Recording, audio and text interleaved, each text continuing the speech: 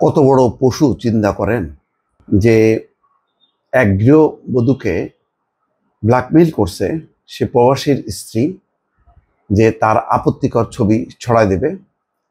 একাধিকবার দলবদ্ধভাবে ধর্ষণ করেছে, প্রায় 58 লাখ টাকা তার কাছ থেকে আত্মসাৎ করছে এবং পরিস্থিতি এমন ভয়াবহ যে পরে সেই গৃহবধূ পুলিশের কাছে অভিযোগ করে এবং তাকে গ্রেপ্তার করতে বাধ্য হয় পুলিশ।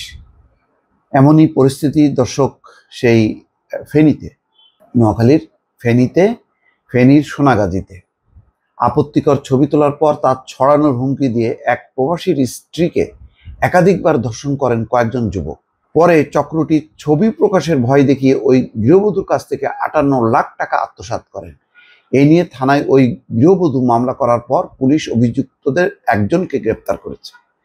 গ্রেপ্তার ব্যক্তির নাম হারুনুর রশিদ ওরফে হারুন মিয়াজি। তিনি আজ মঙ্গলবার দুপুরে চট্টগ্রাম শাহ আমানত আন্তর্জাতিক বিমানবন্দর দিয়ে বিদেশে পালানোর সময় ইমিগ্রেশন পুলিশের হাতে গ্রেপ্তার হন। মানে কত বড় দুর্বৃত্ত দেখেন! যখন বুঝতে পারছে যে সে ধরা খাবে, ওই গৃহবধূ মামলা করছে, তখন সে বিদেশে পালানোর চেষ্টা করে। তার মানে সব কিছু প্রস্তুতি নিয়ে সে এই ঘটনা ঘটাচ্ছিল এই ফেনীর সোনাগাজীতে। গ্রেপ্তার হারুন রশিদ সোনাগাজী উপজেলার চরদরবেশ ইউনিয়নের বাসিন্দা। পুলিশ জানায়, ইমিগ্রেশন পুলিশের সহযোগিতায় হারুন রশিদকে গ্রেপ্তারের পর তল্লাশি করে একটি মুঠোফোন এবং একটি মেমোরি কার্ড উদ্ধার করে পুলিশ, যাতে গৃহবধূর আপত্তিকর ছবি এবং ভিডিও রয়েছে বলে প্রাথমিক তদন্তে পুলিশ জানতে পেরেছে। পুলিশের সঙ্গে কথা বলে জানা যায়, আসামি হারুন রশিদ ওই গৃহবধূর স্বামীর পরিচিত।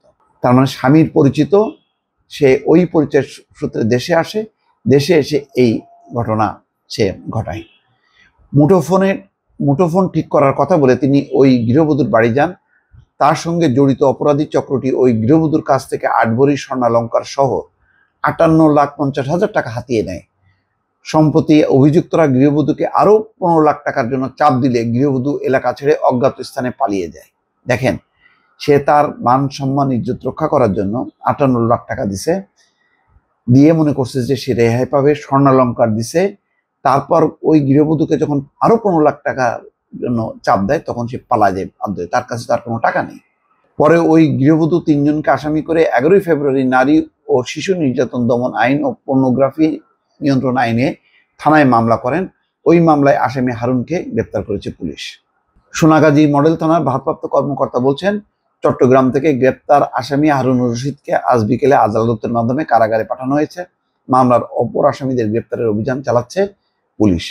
মানে চিন্তা করা যায়, দেখেন, একদম মানে আমরা সিনেমাতে এই ধরনের কাহিনী দেখি যে কোনো নারীকে ব্ল্যাকমেইল করে এইভাবে ধর্ষণ করা, তার কাছ থেকে টাকা হাতায় নেওয়া, তার স্বামীর ভয় দেখানো যে এই ছবি করে দিলে তোমার লাইফ শেষ হয়ে যাবে, তোমার ঘর সংসার ভেঙে যাবে, তুমি সামাজিকভাবে অসম্মানিত হবা, তুমি সমাজে মুখ দেখাতে পারবে না। এইরকম ঘটনা আমরা দেখি না, নাটক চলচ্চিত্রে আমরা তো দেখি। সেই ঘটনাগুলো যে বাস্তবেও ঘটে, এটা দেখেন, তার বড় একটা প্রমাণ। দর্শক ভালো থাকবেন, আল্লাহ হাফেজ।